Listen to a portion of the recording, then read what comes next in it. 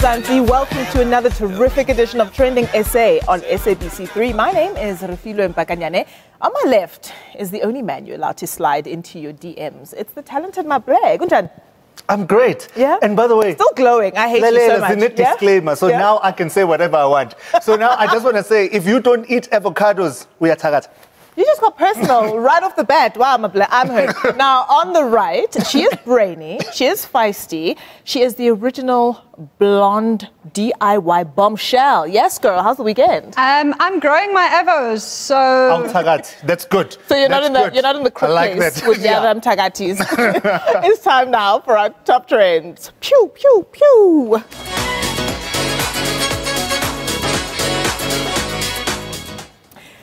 Listen, it is official. The year 2020 is that girl, because Homegirl has been fetching us. So first to the story that really, really broke my heart. On the 29th of August, the world woke up to the shocking news that a king had departed from the world. Chadwick Boseman, the American actor and producer, lost his battle to colon cancer on the 28th of August. According to Twitter, this is the most liked tweet ever, which comes as no surprise. The characters he played were such an inspiration whose impact went far, far beyond the screen, you know. He was also trending under the hashtag Thank You Chadwick Boseman as tributes poured in, and people remembered him in so many different and heartwarming ways. It really, really was. What's crazy is that he battled colon cancer for 4 years. None of us knew this. He debuted as King T'Challa in Marvel's Captain America Civil War. Yeah. And after his diagnosis, he then went on and filmed Marshall, Black Panther, 2 more Avengers movies, 21 Bridges, and recently Spike Lee's The Five Bloods. So he portrayed icons and he became one, and we only learned this about him after his death. You know, people always tell us to move in stealth on Twitter, but he did this. He did his job so eloquently and so elegantly and just went about his business. It's so scary. It's so scary how we saw him at the Met Gala and we're just like, why has he lost so much weight? You know, we just didn't understand what was going on. And for me, it's the strangest thing when I found out Tuguti actually, he had cancer. You know, it was absolutely scary. And so, guys, for me, the one thing about him, when I saw the tweets that were going out there, the tweets that were going out from the people that he worked with, the word kind was on all of those tweets. For me, I was just like, I was just blown away. I was blown away. And the professionalism as well is what comes through as well. And he just sounds like he was an amazing human being. But more than anything, it seems to me, he had all the characteristics of a real superhero, right? He was incredibly altruistic. He was brave. He was kind, and he overexerted himself, or stretched himself for the betterment of everybody else, for the good of everyone else. And I think what I like most of all is the fact that he got his flowers whilst he was still with us. Let's just check out this Jimmy Fallon video where he gets the mother of a young son. My son's childhood has been defined by Barack Obama and now Black Panther, so thank you. Hey, that's way too much praise.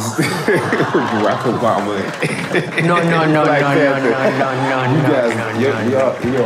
You are gorgeous. Gorgeous family.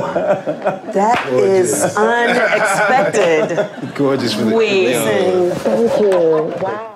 Oh, that kid's face is everything. It's so beautiful. Do you know what I loved that I read on Saturday is that people actually actively told him not to have King T'Challa have an African accent. They said people wouldn't be able to sit through the Black Panther movie if his character didn't speak with an American accent. And he took such a big conscious leap there to not center that character around the American identity, Americanness, which is so beautiful. And they were dead set wrong. They were wrong because it was beautiful how that movie was done and how authentic it was. And for me, I love the fact that he gave young kids a chance, young black kids, a chance to actually see themselves on TV. We never saw ourselves in movies like Avengers. I never thought that day would come until Black Panther came, you know? And for me, I just want to say on behalf of all of all Avenger fans. Lala ngoxolo kumngane.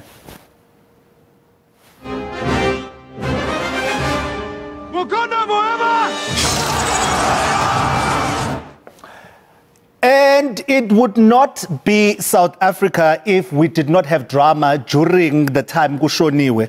Then this is what happened. Ubaba uGedlehlekisa umsholozi, the former South African president Jacob Zuma, wrote a lengthy open letter to the current president, Cyril Ramaphosa. Lalela, ibinkulu. On page 2 of the 11, Ubaba uhlalile ne computer. Or depending on how you are with numbers, 11th page, yeah. Page 2, Uti. This letter is a private letter. But wait, guys, if it's a private letter, how did we get to see it? Now you're asking other things, Maple. We were not there. We were not involved. That's fine. So again, on page 2 was fire. It was lit. Again on page 2, he talks about how Cyril has regrettably placed the scourge of corruption right at the doorstep of ordinary members of the ANC who have never abused state resources. Ooh, guys. Listen, I'm defeated. Hashtag defeated. The thing is, if there were no skeletons, if there was no corruption, no one would have anything to put in front of anyone's door. There'd be no dirty laundry to air. Yes. You know? Hello. And of course, he goes on to talk about how President Cyril Ramaphosa's letter is actually playing into the hands of those that want to destroy the ANC. And he says, I quote, Mr. President, you are indeed the first president of the ANC to stand in public and accuse the ANC of criminality. What are we proposing here? Let's deal with our issues in the dark and not bring them to light. I mean, God forbid, South African, the public should know about this. Okay. That's what the letter was saying. Yes, Okay, and he brings up the point that the ANC isn't the problem. The leaders in the ANC are the issue. But now this is an issue. He writes, in fact, your spokesperson stands accused of every corruption you decry in your letter. Your own son stands accused of the same allegations. But in the beginning, Maple, he said that it's not the members of the ANC that is guilty of corruption. And now he says, but there are members that are. You said he said, what about as a maybe not, maybe tomorrow? Since we're dealing with comedy, so we went and we asked some of South Africa's comedians to actually give us their commentary on the letter. So the first one was Uchester missing. Nangu. Did you see the letter from Jacob Zuma to Cyril Ramaphosa? Oh my goodness, it was mind-blowing. If it was any more hypocritical, I would have called it Carl Niehaus. I don't even know where to start. Firstly, he says it's not the ANC that's broken, it's some of the leadership. Yes, Jacob Zuma, that's you. You're the leadership. 9 wasted years. 9 wasted years. I think they're wasted because of all the Zol. Is it quiet, eh? The energy is so frenetic. I don't have that much energy left for this conversation, guys. Chester just doesn't know where to take himself. I just keep on laughing because the jokes write themselves. The jokes literally write themselves. No, it's absolutely unbelievable. Well, listen, Emilia Tobias also had a lot to say about the former president's letter. Think of something like Together in the Crook Place. You know, that type of stuff. Let's take a look. Guys, we cannot be shocked at Jacob Zuma's letter. He told us he was going to do it. Remember, he had a rally after he was at the Zondo Commission. He told us, we know who the spies are. We know who sold out Mandela. All those things. So now we can't be shocked that he's pimping his friends in the ANC. And it might be shocking because usually we don't expect snitches to write letters. But he told you he was going to do it. And this is not out of pettiness or because he's angry that he got kicked out of the ANC. He is just saying, Cyril, don't act like you weren't doing this with us. You were doing this with us. Did anyone check about the language in the letter? What about the language in the letter? Are you about to take umbrage at it? I'm not taking umbrage. I would just like a video of the former president reading that letter to us. Oh, low blow. Please. Ooh, low blow. Now, speaking of penmanship, the last commentary on this wonderfully worded letter comes from comedian Kagiso Ledeja. The letter was strongly worded. He was offended by people saying that the ANC is corrupt. he was like, no, you can't call. He wasn't saying the ANC is not corrupt. He was just saying, don't call it corrupt in front of people. But also, he can write. He's a good writer. He's good with words, just not the numbers. Because people seem to conflate the issues. They think if you are not good with the numbers, you're also not good with the words. No, there's a different part of the brain. This is the numbers, that part. Yeah. Did you have anatomy? Which part do you use to do training essay, Alma? Okay, don't worry. Guys, I know Thabo Mbeki is sitting right now, just typing away. Okay. Also me, but later. No, we have enough letters at this stage. Thanks. We can wait until next week. Don't worry, we still have more trends coming away. The gorgeous Thando Hopa joins us a little later on the show. Don't miss out.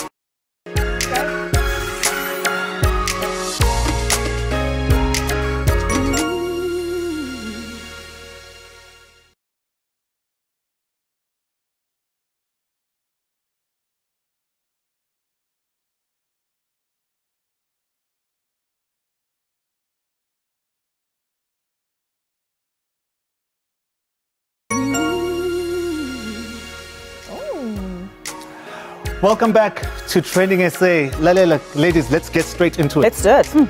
Are we not going to talk about Lady Zama's response on Instagram? We are going to address it. So basically, Lady Zama went on Instagram to actually respond to Sjava's statement. Basically, she is sticking by her guns. She is saying Sjava actually did rape her as she did not give consent. Now, for me, with this story, I'm just thinking, Guti, where are we going from here? The answer is so simple, it's so straightforward. Investigate, prosecute, and prosecute.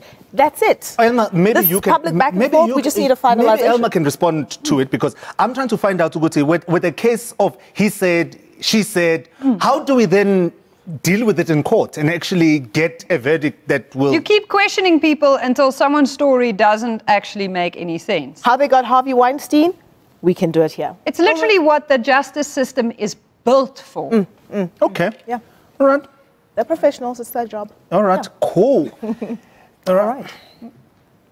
No. All right, let's take a look at the next segment. In fact, this caused an uproar, groot geraas on the socials.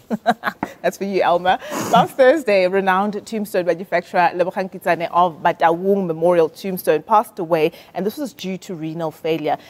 In his very colourful career, he erected tombstones for the likes of Joe Mafela, Flabber, as well as Robbie Malinga. That's just to name a few. Yesterday, during his memorial service, things took a turn for the colourful, for the worse, when his sister, Tsimati Mwedi, shocked mourners by revealing family files. This is what she said. Oi. Lebogang was in pain. It turns out his wife had brought a man into the house. Please, don't you dare. That's it. That's it. Cannot. She brought a man into my brother's house. She brought a man into my brother's house. Guys. Also, your ducking game needs to be so on point when you're about to open up the files. This is why we go to funerals. This is why we go to funerals. Is that what your funerals are usually like? Oh, it starts when we go grocery shopping. It starts when we're slaughtering a cow. It's amazing. Listen, Abantu actually on Twitter were all over the show. No Everybody had a thing to say. Oh, Itumeleng Mutibi said, Rakadi, noun, paternal aunt, can also be used as a verb to describe an action at a funeral. I will go all Rakadi. Take out your files on them. Can also be used as a caution. Hey, don't you dare. No bottle formed against her shall prosper. I stand a queen. I would just also like to say, as a white person, I don't know what Rakhadi means. I do learn every day, darling. It took me a while, but I'm there now, guys. I've caught up. This is what Sunyati had to say about hashtag Rakhadi. I think we need to be consistent in our censure. When Thandi and Love's sisters did the big reveal on the abuse she suffered in a marriage, there was no condemnation. When Rakhadi does the same, she's being dragged. Is she being dragged, though? Listen. I don't know she's being dragged. I think she's being part celebrated. Some people love the energy, and some people are just scandalized. Like, oh my goodness, not the platform. Mina, I am for all these people that do these things at funerals, and I always tell, listen, it could be two things. Sure. It could be two things. It could be Uguti Men Are Weak. All brothers did actually bring a woman into the house. Lady brought a man into the house, but it probably happened in 1992, and we don't get it. And they've hung on to it. Like we held on to it, or it could be an inheritance thing. Whoever's going to get the house, is got. And would you not want a sister who speaks for you at your funeral? No, definitely. I want all of that, and I always say, I tell my friends, Guti, people are naughty at black funerals. Ne? So I tell my friends, I'm telling you right now, don't ever sit in that Charlie or mattress thing. Don't. Maple, you're triggering so many issues around what happens at our funerals, right? And I'm laughing, but at the same time, I'm thinking, my goodness, kids. Sometimes just use your inside voice and then deal with things after a funeral. And Mina, I want to know from everybody that's watching, Uguti, are you the Rakhadi of your family? Please tweet us, Uschel. Are you the Rakhadi of your family? Never. Inside, I am. Only inside. No, guys. I'm scared of the confrontation. Rules are serious.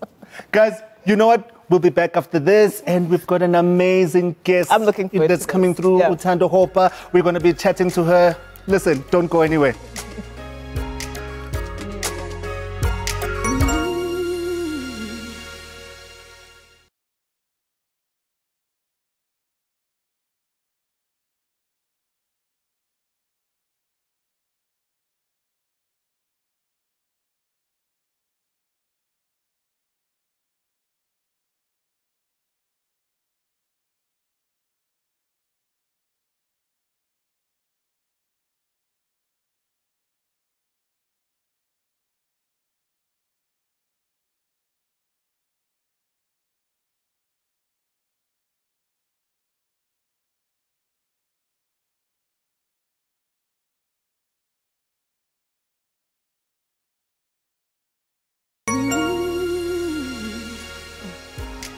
Welcome back to Trending SA. It's great to have you along for the ride. And now tonight we are joined by the critically acclaimed model, advocate and diversity activist. She's the first woman with albinism to grace the cover of the much admired fashion Bible Vogue. Since then, she's used her work to champion conversations around self-identity, the perception of beauty and inclusivity. It's the exquisite Thando Hopa. Welcome to Trending SA. Thank you guys for having me. Thando, it's so great to have you here. Now, you worked for the National Prosecuting Authority as a prosecutor, which is a very big deal. Like, this is the kind of thing people aspire to and work towards their entire life. Now you've become something even rarer, which is a model with a voice. Out to all the models. Back then, when you worked at the NPA, was this on your vision board? Never. But you know what I always say about law and about modeling is they are both in the business of representation. Oh, yes. Yes. I like that. So yes, no, I had never even thought of it. But when I actually did go into it, I went into it for the purposes of representation. I mean, I got scouted by Johan Katzea, which is like, love him. Yeah, right. And he asked me to, model for him, and I was just like, initially I was like, And you killed it. But then, I went into it really like for political reasons, if I'm quite honest, because I mean, I was a full-time lawyer, and then I went into it and I said, you know what, I want to represent albinism in a positive way, but that was such an oversimplification of a statement, because when I went into this platform, I actually realized that I had albinism representation, race representation, gender representation, I had all of these to just to deal with. So that whole business of you choosing the gigs or the gigs choosing you, the brands and the campaigns that you work on, how intentional is it, or do they kind of find you? I think it's both ways. But I was quite deliberate about what I chose. And the reason is that because, you know, when I started working in media, there was the singular narrative about albinism. And I realized after that I needed to deliberately put my body in different narratives in order to create a humanizing narrative with regards to albinism, because it was heavily, heavily stereotyped, and I felt like it was eating out my humanness. So, yeah.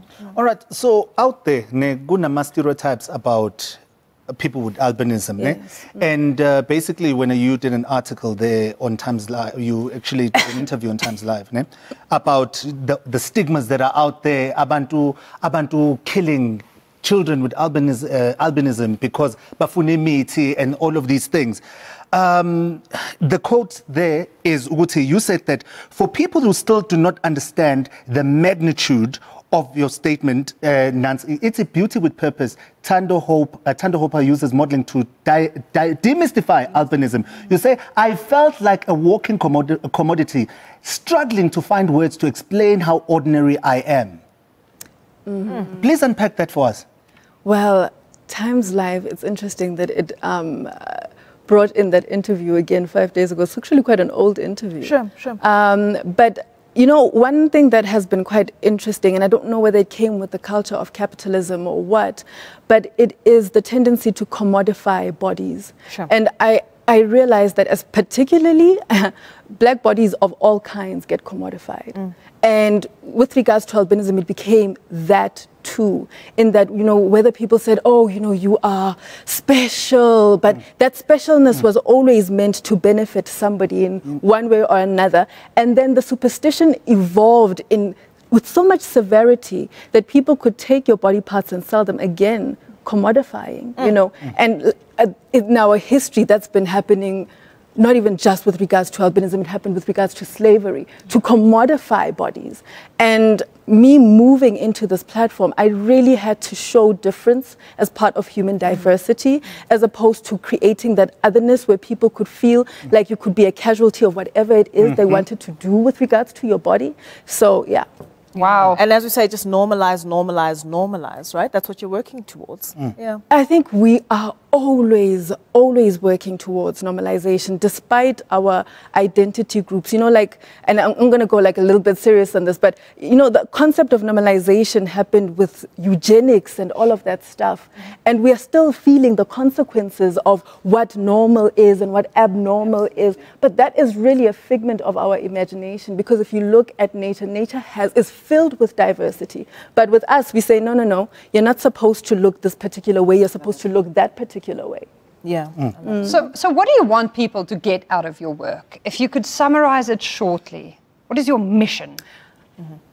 First of all, is that difference is part of human diversity.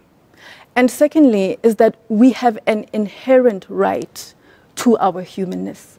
I hope that we get to a point where we don't have to motivate humanness so much, whether we are women, whether we are black, whether we have albinism, whether we are otherly abled or sexual orientation, but we need to be put in spaces where our humanness is completely respected and affirmed. So, yeah, I hope my work manages to do that. You have just taken us to church. Absolutely. Wow. Absolutely. Thando? Wow. Yeah. Thank you so much for joining us. You are an inspirational woman. You are absolutely amazing.